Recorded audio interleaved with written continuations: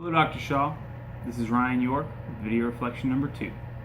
Today I'd like to discuss with you conflict management, and conflict resolution. The topic I'd like to address is both personal and professional / work conflict. In the last 7 years, I've worked with my cousins pressure cleaning a golf course community.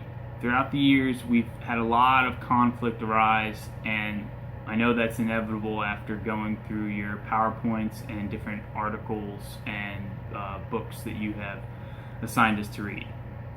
And when it comes to the topics that we have conflicts over, it's always over money, lack of communication, vacations, purchases, production, schedules, and so on. A specific example would be Northern Tool, our supplier. And we always get our parts or get our machines from this store. And my cousins live 15 minutes away, and they pass by it every day when they go home. Whereas my wife and I live 20 minutes in the opposite direction and are an hour in full length to get to the store. And they feel that we should have an equal distribution of going to the store, where I just think it's a unintelligent business decision, and I don't mind going sometimes, but if they pass by, it would be great if they could just go and get a simple part for us instead of making us spend extra money on gas when they are going to go right by it.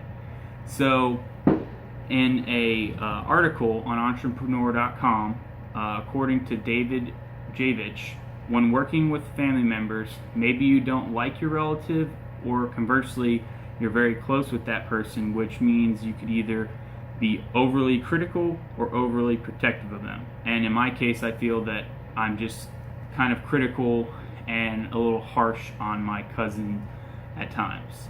So when I did the conflict management quiz, I found that I fall in the category or style of harmonizing or accommodating, as found in the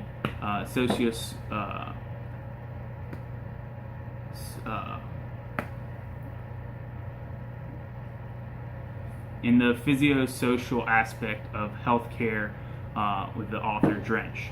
And I realize this is a personal weakness, although it is not a bad thing to harmonize and be a peacemaker, but styles such as the collaborating style are much more productive in my opinion, because you don't harbor any resentment or anger, as I feel that I have in the past due to all our conflicts. And I've really found that communication is the main key to what we could do to solve many of our issues. And in an article by Susan Adams at Forbes.com, she states, "It is far better to be straight with them than not communicate at all, even if you can't give them the answer they like." And I think that's what I've found is the best. If we just have an open line of communication, and even if we don't always understand each other, but at least we're getting our word out there and we're able to communicate and make a positive move forward.